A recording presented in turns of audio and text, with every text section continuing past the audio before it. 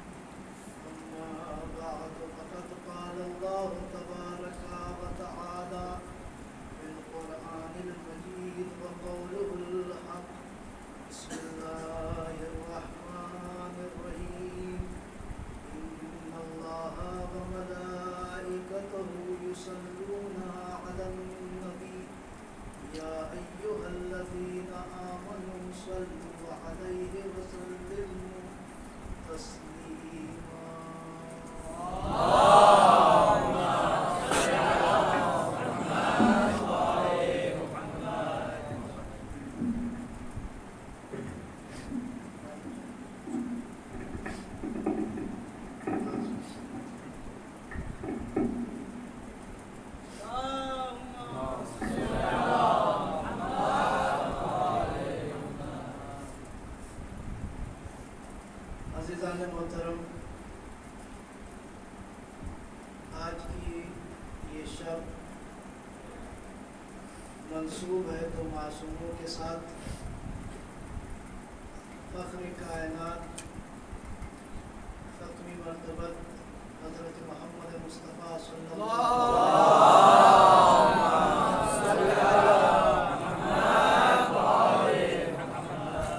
آپ کی ارتحال اور وفات کے حوالے سے اور آپ کے سبت اکبر حضرت امام حسن مشتبہ علیہ السلام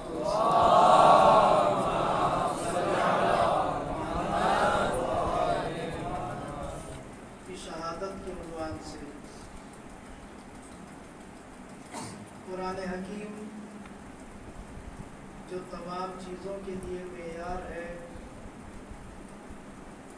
ہماری ذمہ داری یہ ہے کہ ہم جتنا ممکن ہو سکے، جتنا زیادہ ہو سکے، اس قرآن کی طرف رجوع کریں، اس لیے کہ قرآن میں قرآن کا کوئی کلمہ تو دور کی بات ہے، قرآن کا کوئی اعراب بھی مصلحت کے بغیر نہیں ہے۔ اسی لیے قرآن حکیم بار بار کہہ رہا ہے افلا یعقلون افلا یتدبرون، کیوں غور نہیں کرتے ہیں، کیوں فکر نہیں کرتے ہیں، کیوں تدبر نہیں کرتے ہیں۔ قرآن حکیم بار بار کہہ رہا ہے کہ قرآن غور و خوض چاہتا ہے، قرآن غور و فکر چاہتا ہے، اور یہ ہماری ذمہ داری ہے کہ ہم جو پڑھ رہے ہیں اس کا مقصد بھی یہی ہے کہ ہم قرآن کو صحیح معنوں میں سمجھ سکیں۔ زیادہ تمہید میں نہیں جاتے ہوئے اصل بات کی طرف آتے ہیں کہ قرآن حکیم نے پیغمبر اکرم کو مختلف مقام کے اوپر یاد کیا ہے، اور بہت سارے ایسے مقام ہیں کہ جہاں پر پروردگار نے پیغمبر کو خطاب کیا ہے۔ بہت سارے امتیازات ہیں جو قرآن نے پیغمبر کو دیے ہیں۔ ان امتیازات میں سے ایک امتیاز یہ ہے کہ قرآن نے سارے نبیوں کا نام لیا ہے، لیکن پورے قرآن میں کہیں بھی اللہ نے پیغمبر کو ان کے نام کے ذریعے سے نہیں پکارا ہے۔ اس میں پیغمبر، نام پیغمبر 4 جگہوں پر قرآن میں ضرور آیا ہے، لیکن کہیں پر مقام خطاب میں نہیں ہے۔ کہیں پر بھی پروردگار عالم نے خطاب نہیں کیا پیغمبر سے ان کے نام کے ساتھ۔ جب بھی پیغمبر کو قرآن نے خطاب کیا ہے تو 2 چیزیں ہیں، ایک نبی کا لفظ ہے اور ایک رسول کا لفظ ہے۔ یعنی جب بھی قرآن نے پیغمبر کو خطاب کرنا چاہا ہے تو کبھی نبی کہہ کر کے خطاب کیا ہے یا ایھا النبی، اور کبھی یا ایھا الرسول کہہ کر کے خطاب کیا ہے قرآن نے۔ حد یہ ہے کہ جب پیغمبر کے بارے میں کچھ کہنا چاہا قرآن نے تو لفظ نبی کے ذریعے سے کہا ہے، اور جب پیغمبر کے بارے میں یعنی پیغمبر سے خطاب جب ہوا ہے تو لفظ نبی کے ذریعے سے ہے، یا پیغمبر کی جب شخصی زندگی کے بارے میں گفتگو ہوئی ہے تو وہاں پر لفظ نبی کے ذریعے سے خطاب ہے۔ لیکن جب نبی کی پروفیشنل زندگی جو ہے، جس کو سرکاری زندگی کہہ سکتے ہیں، جس کو نبوت کی زندگی کہہ سکتے ہیں، جب اس میں پیغمبر کو خطاب ہے تو رسول کے ذریعے سے خطاب ہے۔ یہ خود اپنے آپ میں ایک مکمل موضوع ہے، لیکن میں صرف آپ کی توجہ کو اس 1-2 نکات کی طرف متوجہ لانا چاہتا ہوں کہ قرآن نے جہاں نبی کہا ہے، یہ جو قرآن بار بار کہہ رہا ہے غور کرو، یہ کیوں ہے؟ کہا اس لیے کہ اس میں بھی اسرار پوشیدہ ہیں کہ کہاں پر اللہ نے نبی کو نبی کہا ہے اور کہاں پر اللہ نے نبی کو رسول کہا ہے۔ اگر قرآن پیغمبر کو ان کے نام سے بھی پکارتا تو اس میں کوئی عیب نہیں تھا، اس میں پیغمبر کی شان میں کوئی کمی نہیں آتی، لیکن اس کے باوجود بھی قرآن نے کہیں پر بھی پیغمبر کو ان کے نام سے نہیں پکارا ہے، بلکہ نبی کہا ہے یا رسول کہا ہے۔ لیکن اب سوال یہ ہوتا ہے کہ کہیں پر نبی ہے، کہیں پر رسول ہے، اس میں بھی فرق کیوں ہے؟ یہ قابل غور ہے۔ قرآن حکیم کی یہ آیت کہ جس کو ہم آیت درود بھی کہہ سکتے ہیں، ان اللہ وملائکتہ یصلون علی النبی، کہ اللہ اور اس کے ملائکہ صلوات پڑھتے ہیں نبی مکرم کے اوپر۔ ایک صلوات بھیجیے بر محمد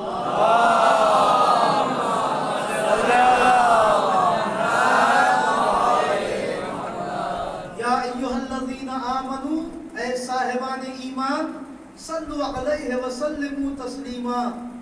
तुम भी उसके ऊपर सलावत भेजो, तुम भी नबी पर सलावत भेजो, नबी को सलाम करो जो सलाम करने का हक है। अब यहीं से अगर गुफ्तगू शुरू करें कि क्यों यहीं के ऊपर आने के बाद कुरान हकीम ने नबी क्यों कहा है।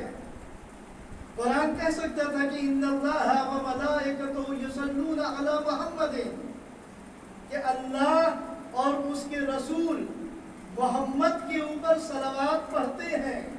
तवज्जो कीजिएगा, कुरान कह सकता था इन्नल्लाह व मलाइकतहु युसल्लूना अला रसूल, कि अल्लाह और उसके मलाइका रसूल पर सलावत भेजते हैं। मुज़म्मिल कह देता, मुदस्सिर कह देता, यानी या नाम ले लेता या किसी लक़ब का इस्तेमाल करता, कुरान रसूल कह देता।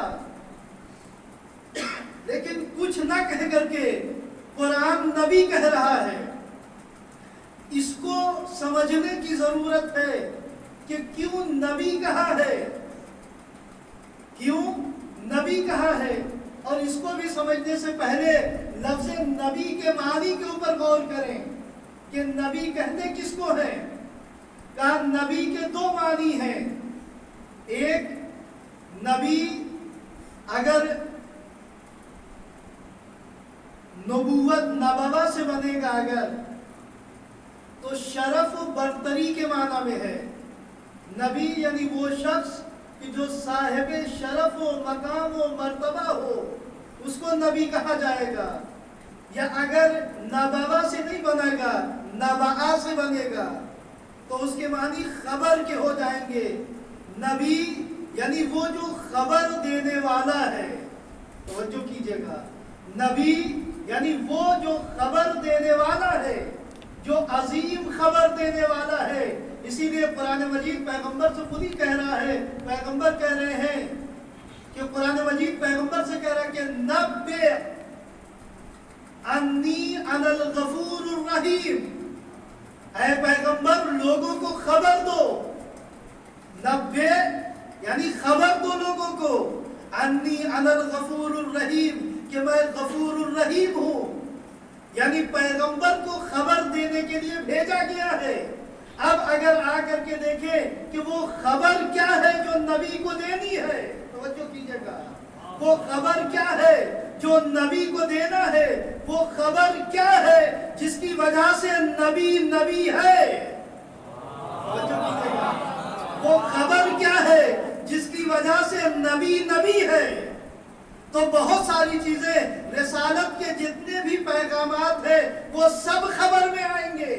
लेकिन खुद कुरान से अगर पूछिए कि कुरान बताए कि वो नबी, वो खबर क्या है, वो खबर क्या है कि जो जिम्मेदारी नबी को दी गई है कि ये खबर पहुंचाइए, जिसके लिए नबी नबी है।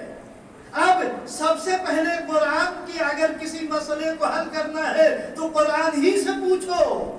कुरान बोलता है, कुरान बताता है, जवाब देता है लोगों को, लेकिन सुनने की सलाहियत होनी चाहिए। कुरान बताएगा लेकिन समझने की सलाहियत होनी चाहिए। तो नबी से सवाल है, यानी कुरान से सवाल है कि नबी किस चीज की खबर देगा।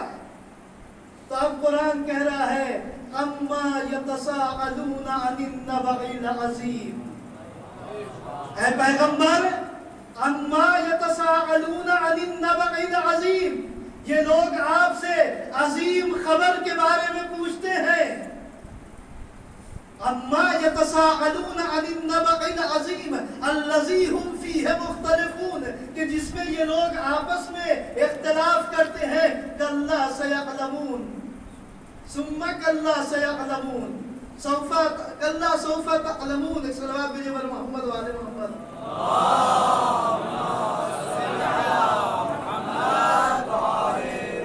कल्ला सयअलमून सुम्मा कल्ला सौफा तअलमून, यानी तुम जान जाओगे अनकरीब कि वो नबा अजीम क्या है। यानी पैगंबर का काम है नबा, यानी खबर देना। अब सवाल ये है कि वो खबर क्या है जो पैगंबर को देनी है। बहुत सारी खबरों में से एक खबर के बारे में कुरान कह रहा है कि वो नबा, वो खबर जो है, वो खबर वो है कि الذین هم فیہ مختلفون کہ جس میں اختلاف کرتے ہیں۔ اب وہ خبر کیا ہے؟ بہت ساری روایتیں ہیں، بہت سارے اقوال ہیں، ان سارے اقوال کو چھوڑتے ہوئے ایک روایت کی طرف توجہ کو مرکوز کر رہا ہوں کہ زیادہ تر مفسرین نے آ کر کے کہا کہ وہ نبأ عظیم سے مراد قیامت بعد ہے، کہ جس کے بارے میں لوگ سوال کرتے ہیں۔ پھر یہ اشکالات بہت سارے ہیں، بات طولانی نہ ہو، لہذا ان ساری چیزوں کو چھوڑتے ہوئے وہ نبأ عظیم کیا ہے؟ جنگ صفین ہے، لشکر شام کا ایک شخص ہے، تن پہ اسلحے ہیں، زبان پر قرآن ہے، جسم پر اسلحے ہیں، قرآن بغل میں لٹکائے ہوئے ہیں، زبان پر ایک سورہ ہے، پڑھ رہا ہے اما یتساءلون عن النبأ العظیم۔ امیر المومنین کے سامنے ہے۔ امیر المومنین کا جب سامنا ہوا، ایک مرتبہ امیر المومنین فرماتے ہیں اتعرفوا النبأ العظیم، کیا تم اس نبأ عظیم کو جانتے ہو جس کے بارے میں سوال کر رہے ہو؟ اتعرفوا النبأ العظیم، کیا تم اس نبأ عظیم کو جانتے ہو؟ کہا نہیں، لا ادری، یعنی میں اس نبأ عظیم کو نہیں جانتا ہوں۔ علی بن ابی طالب آواز دیتے ہیں انا واللہ النبأ العظیم الذی فیہ اختلفتم۔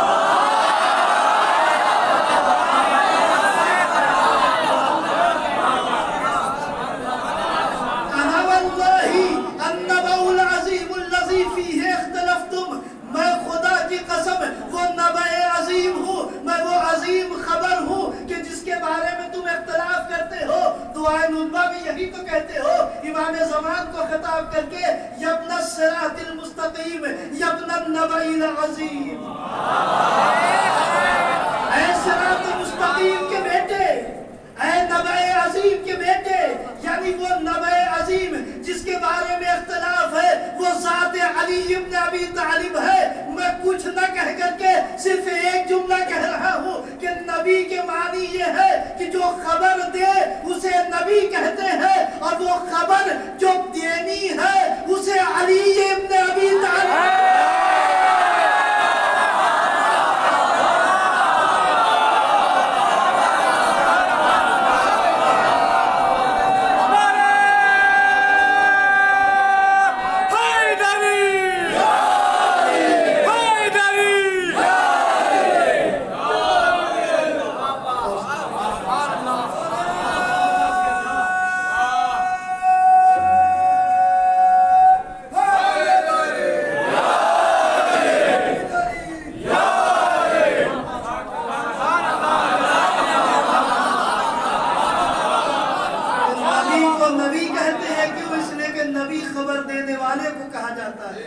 البتہ معنی مفعولی بھی رکھتا ہے، لیکن یہ زیادہ مشہور ہے کہ معنی فاعلی رکھتا ہے، جو خبر دے اسے نبی کہتے ہیں۔ اب بات بہرحال دوسری طرف نہیں جانے پائے، لہذا بھی ادھر آتے ہیں کہ نبی کو نبی کہتے ہیں اس لیے کہ وہ خبر دینے والا ہے۔ اب آتے ہیں آیہ مبارکہ کی طرف کہ جہاں پر قرآن کہہ رہا ہے کہ ان اللہ و ملائکتہ یصلون علی النبی، کہ اللہ اور اس کے ملائکہ نبی پر صلوات پڑھتے ہیں۔ اب یہی سوال ہے نا کہ یہاں پر لفظ محمد کیوں نہیں آیا، یہاں پر لفظ مدثر کیوں نہیں آیا، یہاں پر لفظ مزمل کیوں نہیں آیا، یہاں پر رسول کیوں نہیں آیا؟ تو سوال پہلے، اس سے پہلے ایک اور سوال کر لیجئے کہ یہ جو ملک، یہ اللہ اور اس کے ملک صلوات پڑھتے ہیں، کب سے پڑھ رہے ہیں؟ ان اللہ و ملائکتہ، قرآن کے عمق کو پہچانیے کہ قرآن میں کتنی گہرائی پائی جاتی ہے۔ قرآن مجید کا کوئی لفظ بغیر مصلحت کے نہیں ہے، اس کے اندر بطون پائے جاتے ہیں۔ تو اب سوال یہ ہے کہ یہاں لفظ نبی ہی کیوں ہے، لفظ رسول کیوں نہیں، لفظ محمد کیوں نہیں؟ تو کہا سوال ایک اور بھی ہے کہ یہ ملک کب سے صلوات پڑھ رہے ہیں؟ توجہ کیجئے گا، یہ ملک کب سے صلوات پڑھ رہے ہیں؟ اللہ کب سے سلام بھیج رہا ہے؟ کہا یہ لفظ نبی بتائے گا کہ ملک اور خدا کب سے سلام بھیج رہے ہیں.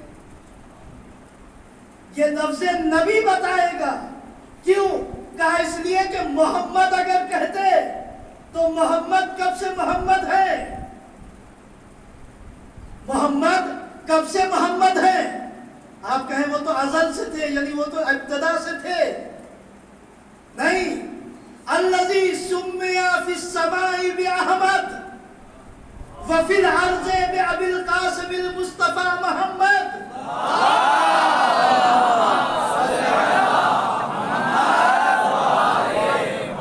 اگر محمد کہہ دیتے تو اس کے معنی یہ ہے کہ جب سے محمد ہے تب سے صلوات ہے. لیکن محمد کب سے ہے؟ کہا جب تک یہ عرش پہ تھے تو احمد تھے. جب روئے زمین پر آئے تو محمد بنے.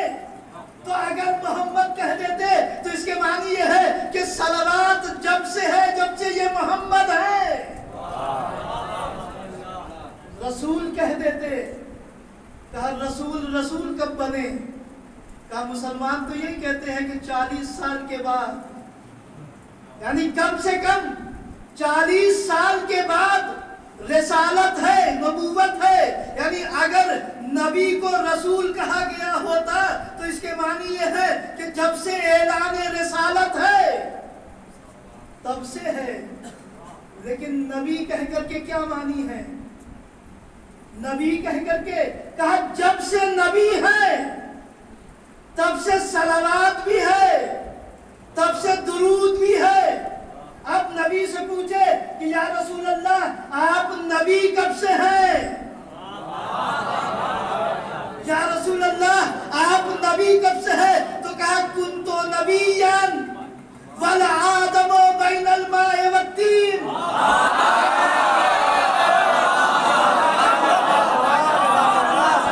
کنت نبیا والآدم بین الماء والطین. میں اس وقت بھی نبی تھا جب آدم آب و گل کے مرحلے میں تھے. یعنی صلوات کب سے ہے؟ ابھی بھی تو مسئلہ واضح نہیں ہوا. اس نے کہ ابھی تو یہ بتایا کہ میں اس وقت بھی نبی تھا جب آدم آب و گل کے مرحلے میں تھے. نبی نے اپنی ابتدا تو نہیں بتائی کہ کب سے نبی ہے. کہا میں انسان، ایک عقل مند انسان جب گفتگو کرتا ہے تو وہ سامنے والے کے علم کو دیکھ کر کے گفتگو کرتا ہے.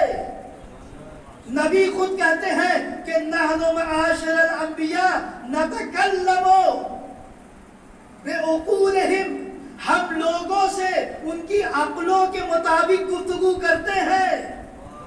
تو جیسے عقلوں کے مطابق ہے ویسے ہی علموں کے مطابق بھی ہے کہ جتنا ہمارا علم ہے نبی گفتگو بھی ویسا ہی کرتا ہے. اب ہمارا علم کب سے ہے؟ ہم تو آدم کی اولاد ہے. ہمارا علم آدمیت کے آغاز سے ہے. ہم کو کب سے پتا ہے؟ کہ جب سے خلقت آدم ہے تبھی سے ہم کو پتا ہے. اس سے پہلے کیا؟ کہ نہ آدم تھے نہ آدمیت تھے، لہذا ہمیں پتا بھی نہیں. نبی نے کہا تم میرے آغاز کو نہیں سمجھ سکتے ہو، تم فقط اتنا سمجھو جتنا تم جانتے ہو. اس کے معنی یہ ہے کہ قرآن نے نبی کہہ کر کے بتایا ہے کہ اللہ کا درود و سلام اس وقت سے ہے جب سے یہ نبی ہے. سلامات بھیجے بر محمد و آل محمد.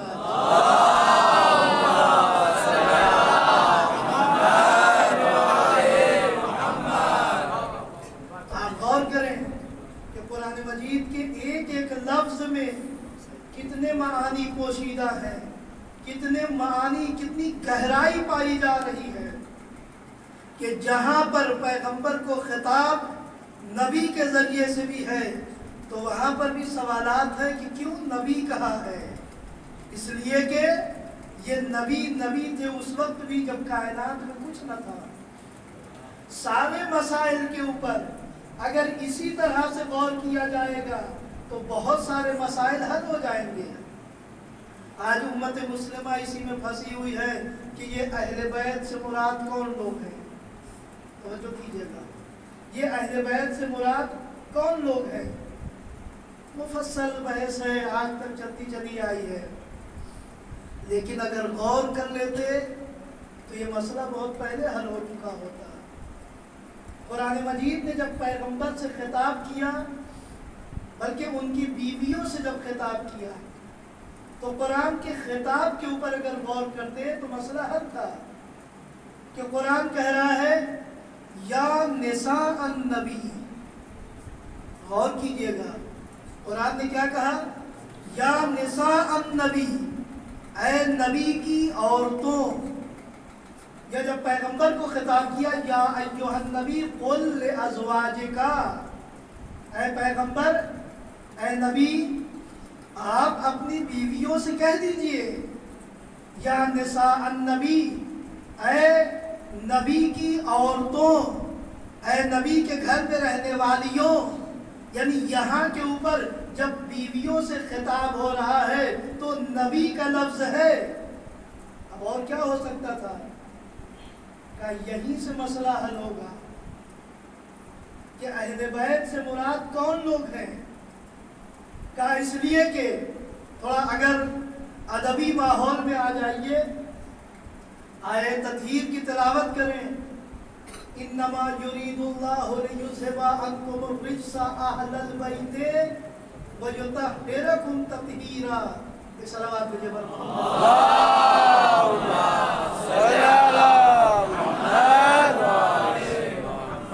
تو یہاں کے اوپر اہل البیت میں اہلا, اس کے نصب کی وجہ کیا ہے؟ اس کے نصب کی وجہ کیا ہے؟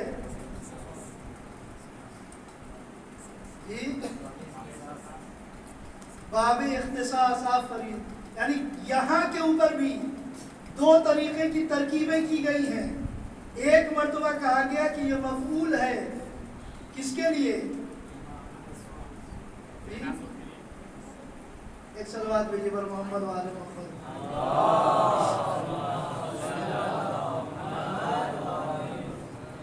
ایک مرتبہ کہا گیا کہ یہ منادہ ہے, یا اہل البیت, منادہ ہونے کی وجہ سے وہ منصوب ہے, وہ منادہ ہونے کی وجہ سے منصوب ہے کیونکہ مضاف ہو رہا ہے.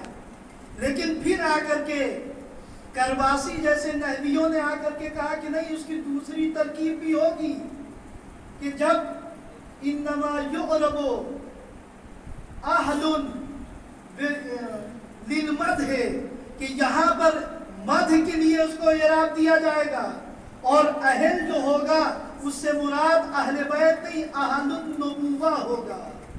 توجہ کیجئے گا, یہاں پر اہل بیت سے مراد اہل النبی نہیں, اہل بیت النبوہ یا اہل النبوت کہا جائے گا. یعنی نبی کی اور کے اہل بیت نہیں, نبوت کے اہل بیت.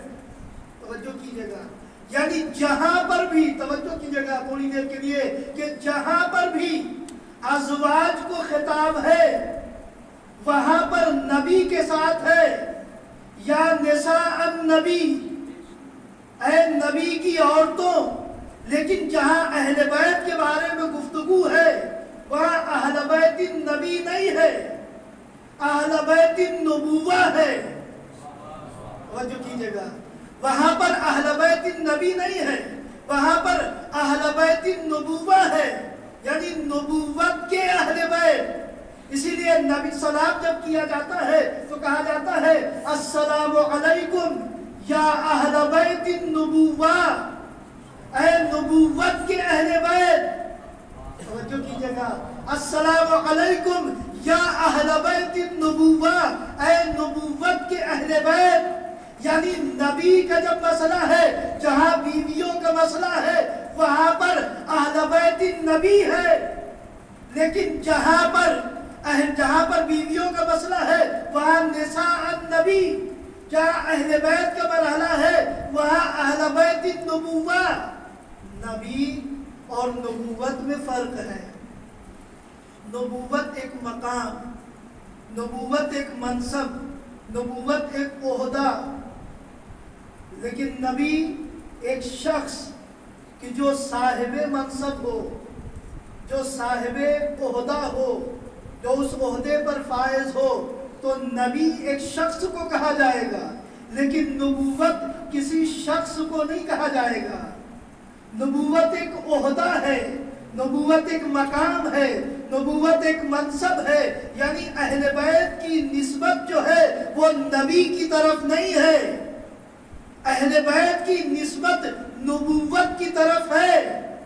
اب جو گھر بھی ہوگا وہ گھر نبی کا گھر مراد نہیں ہے، نبوت کا گھر مراد ہے۔ توجہ کیجئے گا، نبوت کا گھر مراد ہے۔ اس کے معنی کیا ہے؟ کہا یہ اہل بیت نبوت ہے۔ اب نبوت کا بھی گھر ہوتا ہے، کہا ہاں گھر ان کا بھی ہے، لیکن فرق یہ ہے کہ جو گھر نبی کا ہے وہ اینٹ و گارے اور مٹی اور پتھر سے بنے، اسے نبی کا گھر کہیں گے، لیکن نبوت کا گھر وہ ہے جو اینٹ و گارے اور مٹی اور پتھر سے نہیں بلکہ کمالات کے ذریعے بنے۔ نبوت کا گھر وہ ہوگا جو ان اینٹ و گاروں کا نہیں بننے والا ہے، نبوت کا گھر وہ ہوگا جو کمالات کی بنیاد کے اوپر ہوگا، یعنی جن کی بنیادیں عصمت کے اوپر ہوگی، طہارت کے اوپر ہوگی، ایمان کے اوپر ہوگی، تقویٰ کے اوپر ہوگی۔ تو اب نبوت کا گھر وہ ہے کہ جس کی بنیادیں جو ہے وہ کمالات کی بنیاد پر ہے، کمالات پر ہے۔ تو اب اہل بیت نبوت اگر بننا ہے تو نبی کے اس گھر میں نہیں آنا ہے، نبی کے اس گھر میں آنے سے اہل بیت نبوت نہیں بلکہ ان کمالات کی بنیاد پر ہے جو کمالات نبوت ہے۔ وہ کمالات چاہیے، اب وہ کمالات کہاں ملیں گے؟ نبی نے کہا من اراد ان ينظر الى آدم فی علم وإلى نوح فی تقوته وإلى ابراہیم فی قلته وإلى اسماعیل۔ اگر چاہتے ہو آدم کو ان کے علم میں دیکھو، نوح کے ان کے تقویٰ میں دیکھو، موسیٰ کو ان کی حیبت میں دیکھو، ابراہیم کو ان کی خلت میں دیکھو، یعنی اگر انبیاء کو کمالات کے پیکر میں دیکھنا چاہتے ہو فَلْيَنْظُرْ إِلَىٰ وَجْهِ عَلِيِّ بْنِ أَبِي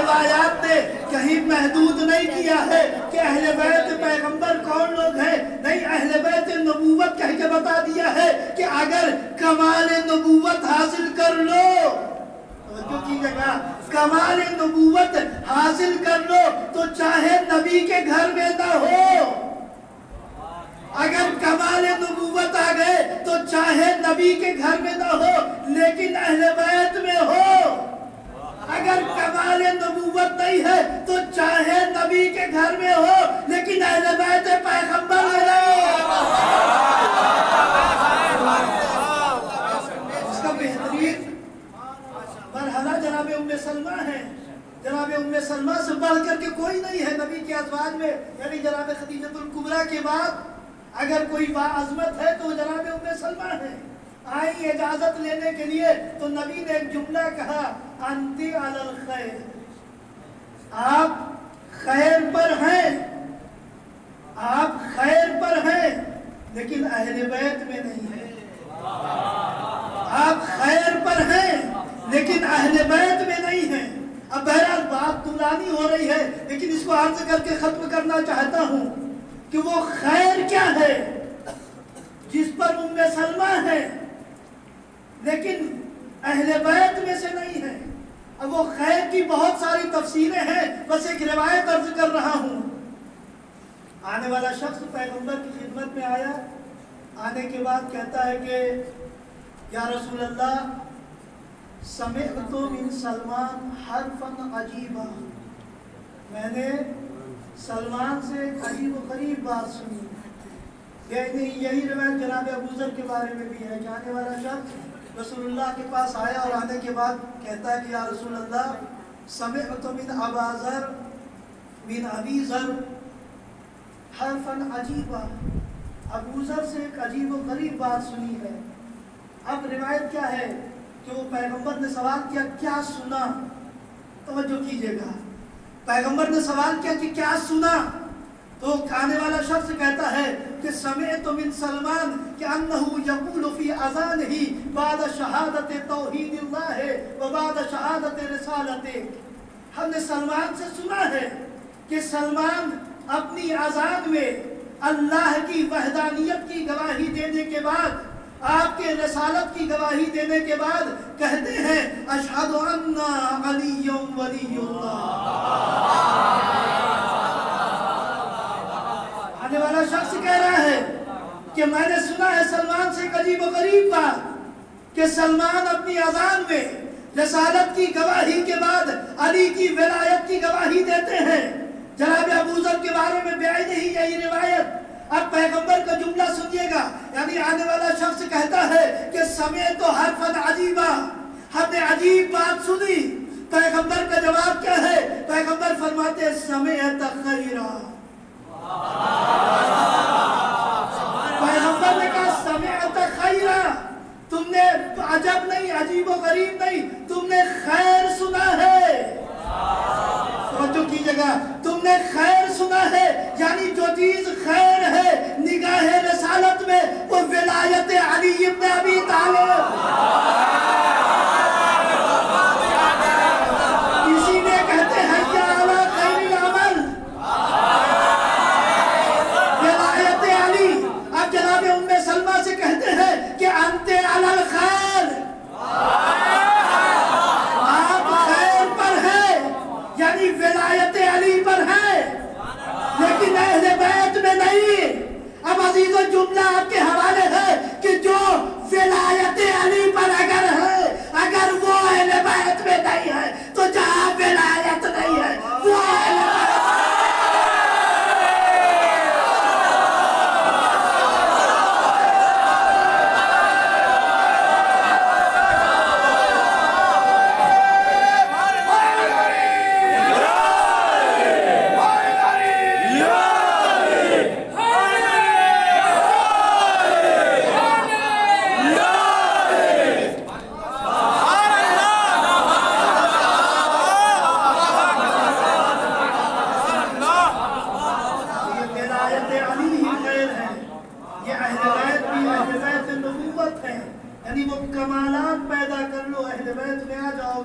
चाहे फारस के रहने वाले हो,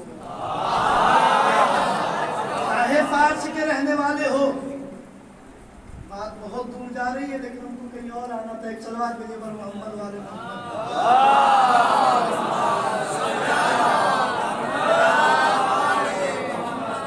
लेकिन सारी चीजों का जो मरकज है वो ज़ात परवरदिगार है। इसीलिए बाज़ जगहों के ऊपर नबी कहा है, बाज़ जगहों के ऊपर रसूल कह करके खिताब है। अब जहां पर भी रसूल है, जो अहम मरातिब है उनके लिए लफ्ज़ रसूल का इंतखाब है।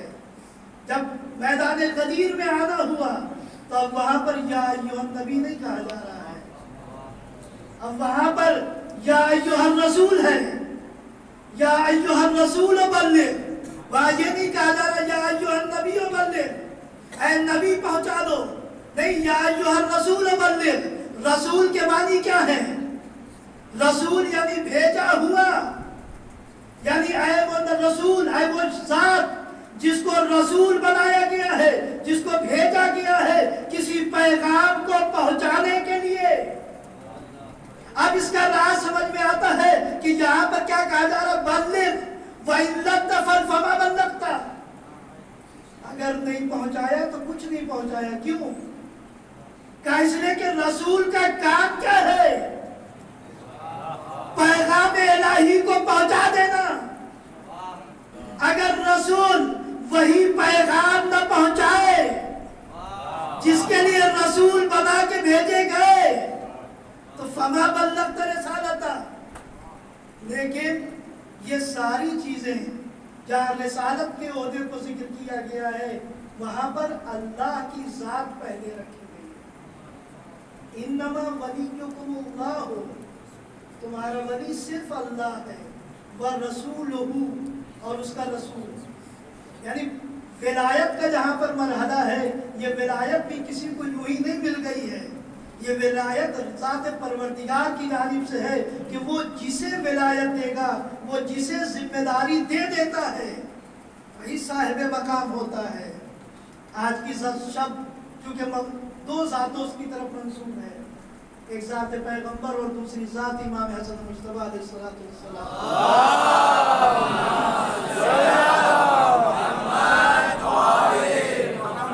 امام کے حوالے سے ایک بات صرف فرض کر کے بات کو تمام کر دیں کہ ذات امام حسن مجتبی بھی کتنی عظیم ذات ہے۔ یوں تو کہا گیا کہ امام حسن اور امام حسین دونوں ایک ہی ہیں، یعنی تمام کمالات میں، لیکن تھوڑا سا فرق ہے کہ امام حسن نے صلح کر لی اور امام حسین نے جنگ کر لی۔ کہا یہ مزاج کا فرق ہو گیا ہے، لیکن یہ وہ لوگ ہیں کہ جن کا مزاج تو اپنا ہوتا ہی نہیں ہے، اس لیے کہ ان کے مزاج کے اوپر وما ينطق عن الهوى کی سند لگی ہوئی ہے، پہرا لگا ہوا ہے۔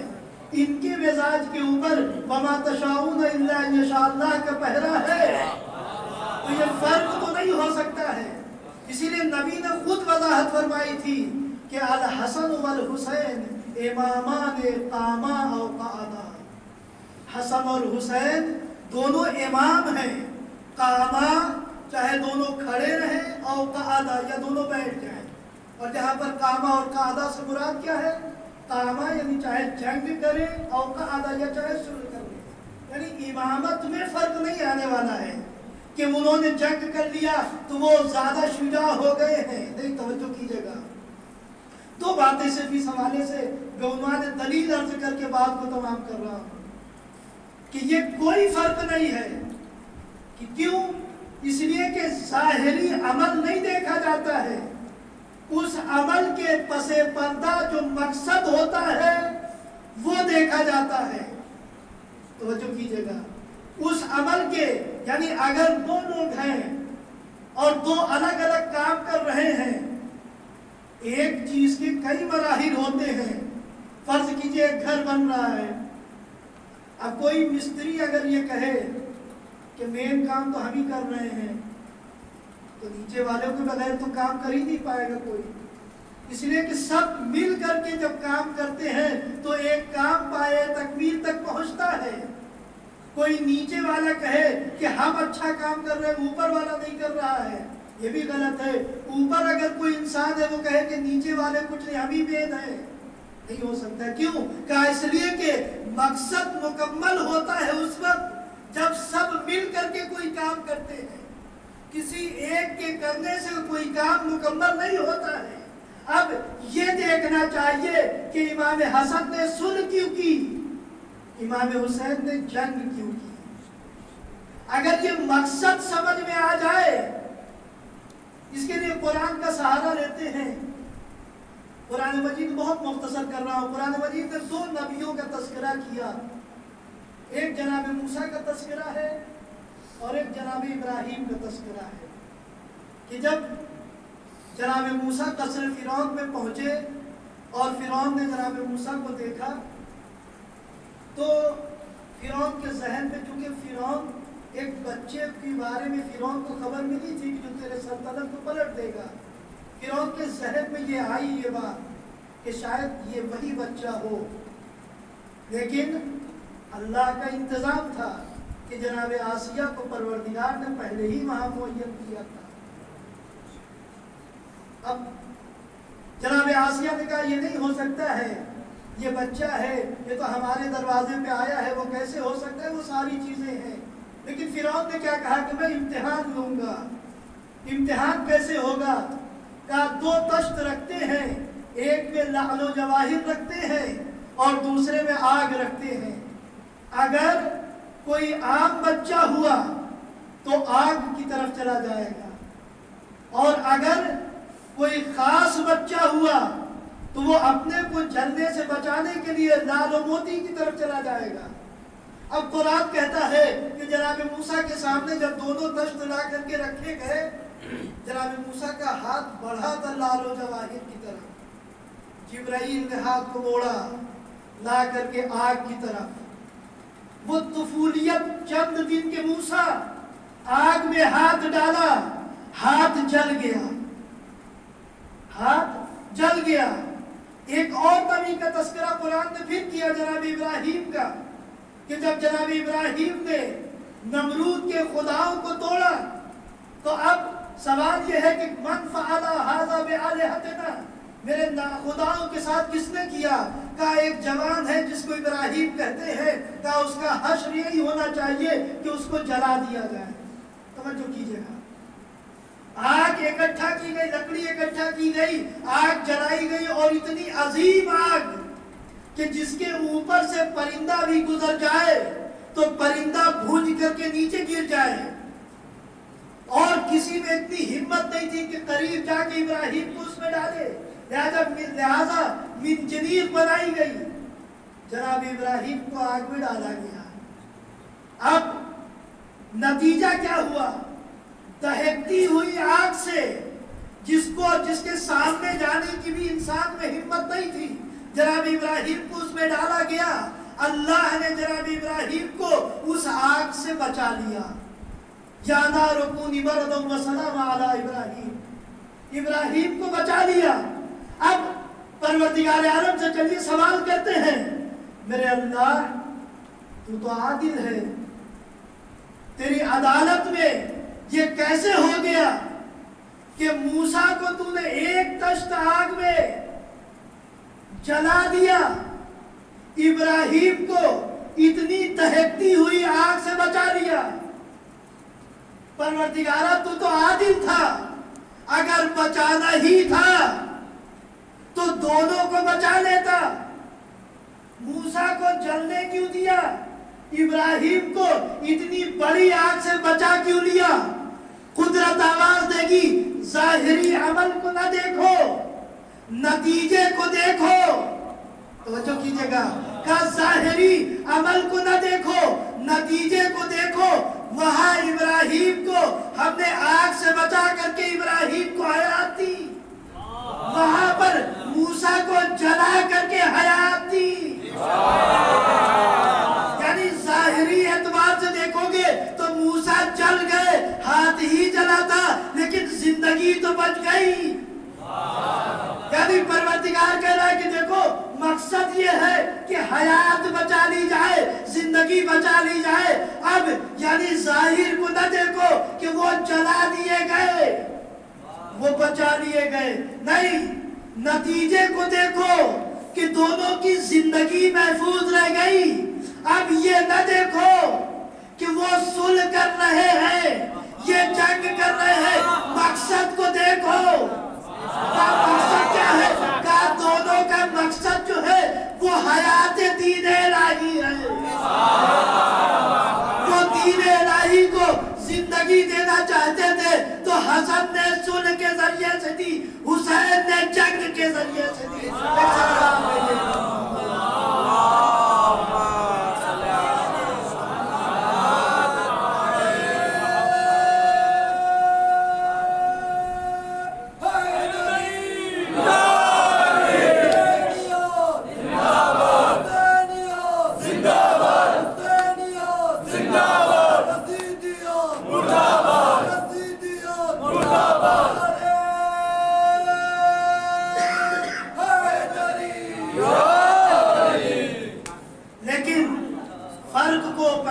نتیجے کے ذریعے سے ایسا نہیں ہے کہ ان کے مزاج میں نرمی تھی، نہیں، اگر مزاج میں نرمی ہوتی، توجہ کیجئے گا، اگر امام حسین کے مزاج میں تندی ہوتی، جنگ ہوتی، اور امام حسن کے مزاج میں صلح ہوتی تو حسن کربلا میں نہ ہوتے، حسین صلح میں نہ ہوتے۔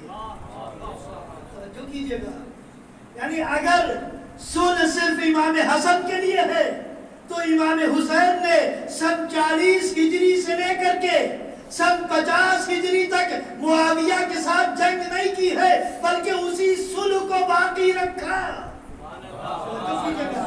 اسی صلح کے اوپر امام حسن امام حسین قائم رہے ہیں. کیونکہ امام حسین نے بھی قیام کب کیا؟ معاویہ کے جانے کے بعد. یعنی 10 سال تک اسی صلح کی پابندی ہے.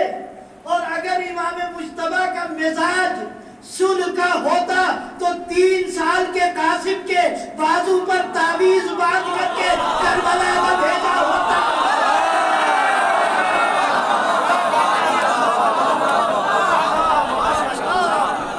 یعنی بتا رہے ہیں کہ یہ مزاجوں کا فرق نہیں ہے, یہ وقت کے تقاضے ہیں. حسن کے وقت کا تقاضا تھا کہ صلح کیا جائے تو صلح کر کے دین بچایا.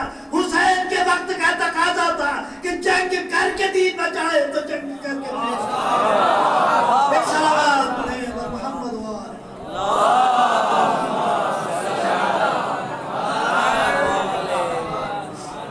اس لیے کہ اگر امام مجتبیٰ نے وہ کیا ہوتا تو کربلا آنے سے پہلے ختم ہو گئی ہوتی.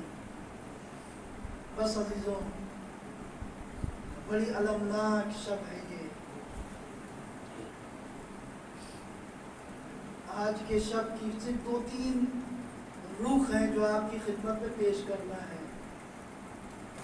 ایک لائٹ پیچھے کی رہنے دیجیے گا.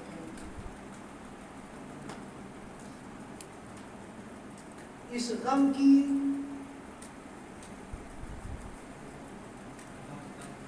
کتنی عظیم مصیبت تھی یہ, ہم اور آپ ظاہراً محسوس نہیں کرتے ہیں کہ رسول اللہ کا اس دنیا سے جانا یعنی کیا.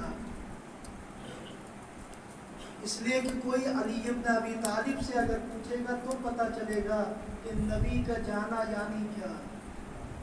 نبی کے جانے کا ایک اثر 3 دن کے بعد ہی دکھ گیا کہ جب نبی کی بیٹی کے پہلو کے جلتا ہوا دروازہ.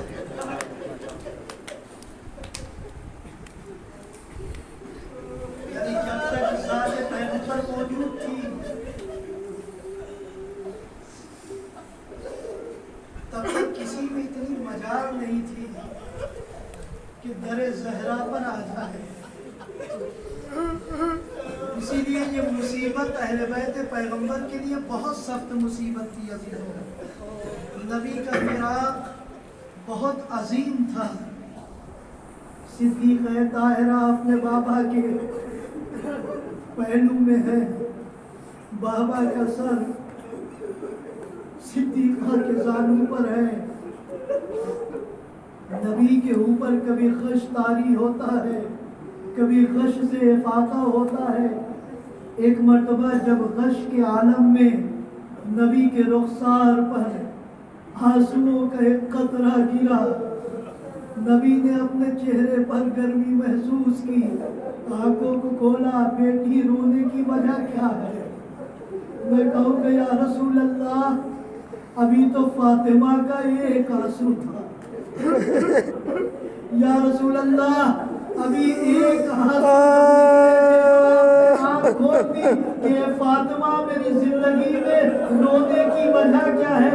عزیزوں, یہ بیٹی کا مسئلہ ہی کچھ ایسا ہے کہ کسی باپ کو یہ گوارا نہیں ہوتا ہے کہ وہ بیٹی کوئی بیٹی اس کی روئے. میں تو صرف مثال عرض کر رہا ہوں. جب امیر المومنین کا جنازہ, جب امیر المومنین کو لے کر کے بیت الشرف کی طرف چلے تھے تو امیر المومنین نے امام حسن اور امام حسین سے فرمایا گھر آنے سے پہلے کہ میرے لال چاہنے والوں کا شکریہ ادا کرو اور اس کے بعد انہیں رخصت کر دو. بابا یہ تو چاہنے والے ہیں. کہا میں یہ جانتا ہوں, لیکن اے بیٹا جب زینب ام کلثوم یہ حالت دیکھیں گی تو ان سے رہا نہ جائے گا. ارے میں نہیں چاہتا ہوں کہ میرے بیٹیوں کے رونے کی آواز. نہیں, اس سے بھی سخت مرحلہ ہے جو روایتوں نے نقل کیا ہے. روایتیں کہتی ہیں امیر المومنین کے اوپر بھی جو وقت مصیبت تھا, محسوس کیجئے گا کہ جو وقت مصیبت تھا امیر المومنین کے اوپر بھی جب غش طاری ہوتا تھا، آنکھ کھلتی تھی تو کبھی امام حسن کو روتے پایا، کبھی امام حسین کو روتے پایا، کبھی جناب ابوالفضل عباس کو روتے پایا، لیکن روایت کے فقرے ہیں کہ جب امام راوی المؤمنین ان کو روتا ہوا پاتے تھے تو تسلی دیتے تھے، لیکن جب زینب و ام کلثوم کو روتا دیکھتے تھے تو امام سے صبر نہیں ہو پاتا تھا، ہائے ہائے کر کے رونے لگتے تھے، اس لیے کہ بیٹی کی مصیبت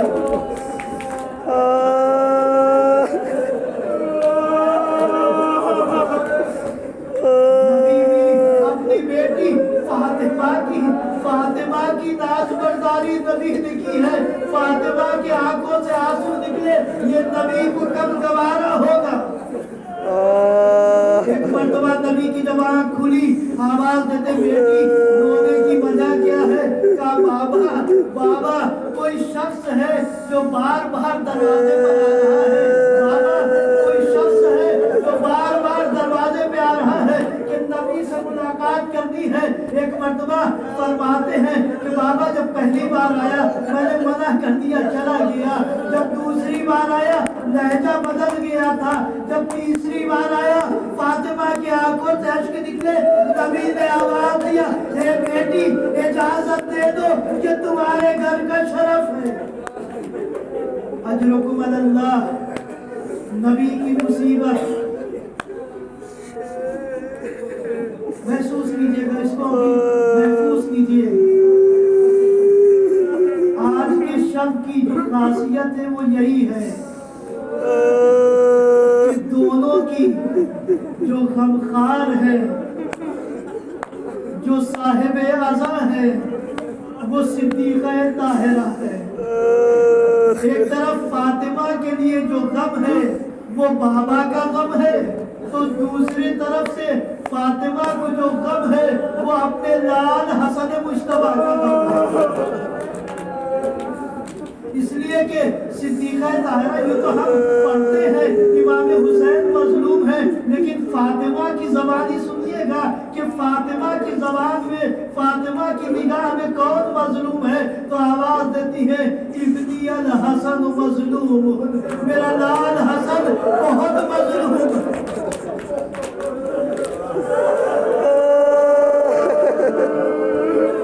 میرا لال حسن بہت مظلوم ہے۔ آج کا فاطمہ کو اپنے لال کی مظلومی یاد نہ آئی ہوگی۔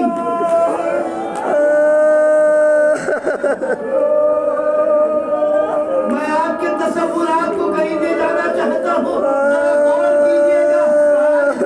آج 27 سفر ہے نا، آج 27 سفر ہے نا، ابھی 7 دن پہلے 40 گزرا ہے، ابھی 7 دن پہلے 40 گزرا ہے۔ ارے 7 دن پہلے جب یہی فاطمہ کربلا میں رہی ہوگی اور چاروں طرف سے کروڑوں کے مجمع میں ایک آواز گونج رہی تھی لبیک یا حسین، لبیک یا حسین، فاطمہ کا دل کتنا خوش ہوتا رہا ہوگا۔ میری دعا کرتی ہوں اے میرے لال کے چاہنے والوں سلامت رہو، اے میرے لال کے چاہنے والوں سلامت رہو۔ لیکن کیا وہی بیوی جب آج کی شب میں مدینے آئی ہوگی، ارے قبر حسن کو دیکھا ہوگا، قبر پیغمبر کو دیکھا ہوگا، قبر میرا عجب نہیں آواز دیا اے میرے لال کے چاہنے والوں، ارے کیا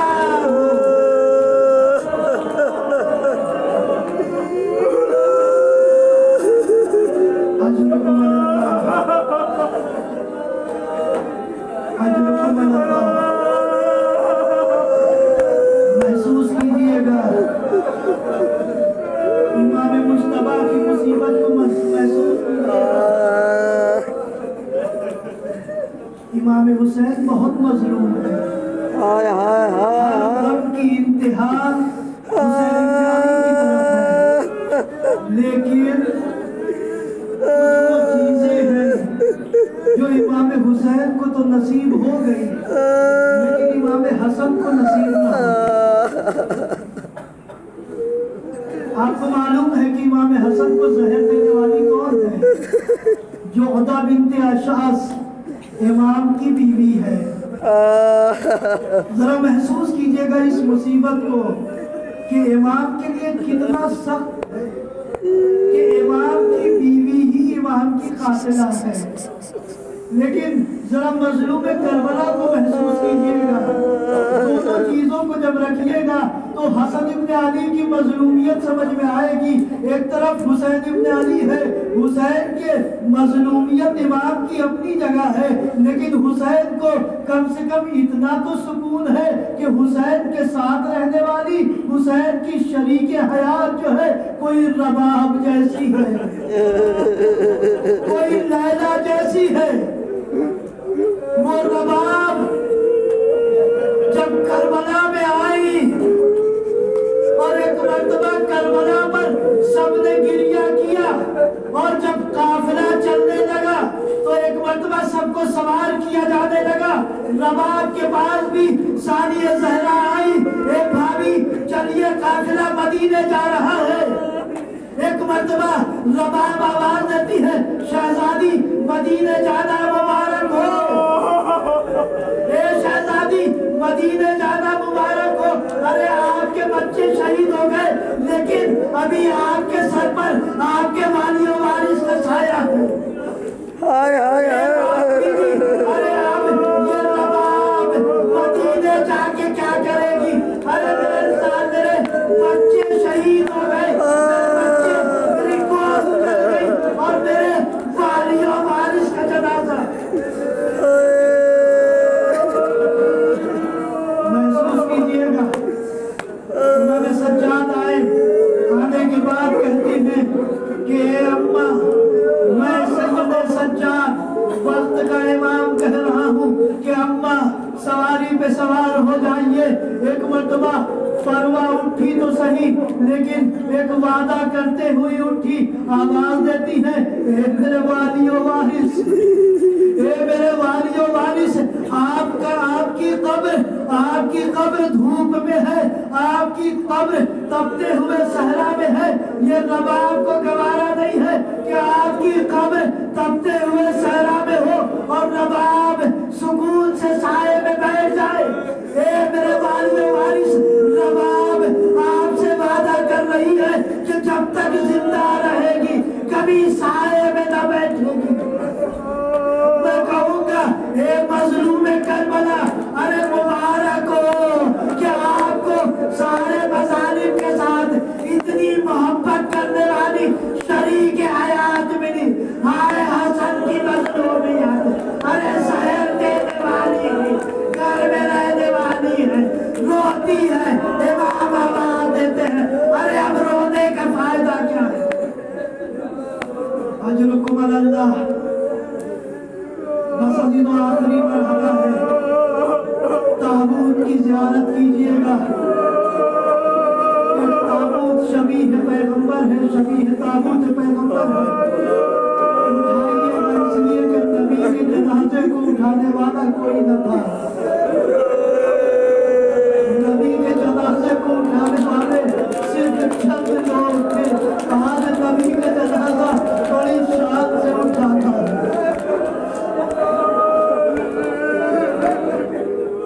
दूसरा जनाजा हसन मुज्तबा का जनाजा। और ये तारीख का एक जनाजा है। दुनिया में जनाजे जब घर से निकलते हैं तो उसके बाद कभी जनाजा वापस नहीं आता है। लोग अब उस घर में पूछने के लिए जाते हैं, लेकिन ये वाहिद जनाजा था, जब घर से निकला तो नहीं मालूम था कि अभी ये जनाजा वापस पलट के फिर आएगा।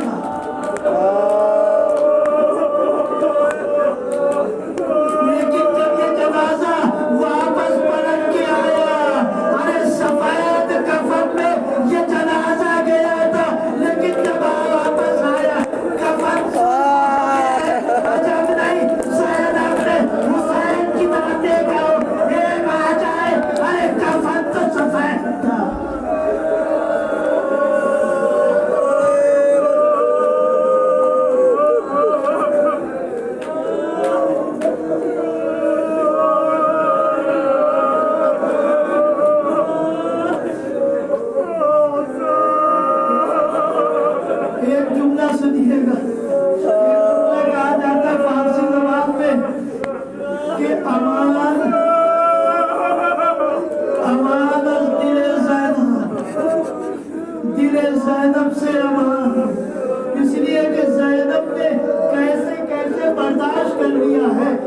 عالم کے دل پر کیا کیا گزر گئی ہے. یہ جنازہ جو واپس آیا تھا, یہ جنازہ یوں ہی واپس نہ آیا تھا. بہن نے جو منظر دیکھا, خدا نہ کرے کہ وہ منظر کوئی اور دیکھے. جو جنازہ واپس آیا, جنازے پر تیر بے وسط تھے. زینب نے کیسے برداشت کیا نہیں معلوم, اور خدا رہے زینب کے دل پر کہ زینب نے کیسا منظر دیکھا. ارے تو بھائی تھے, ایک کے جنازے پر زینب نے مدینے میں تیر دیکھے تھے.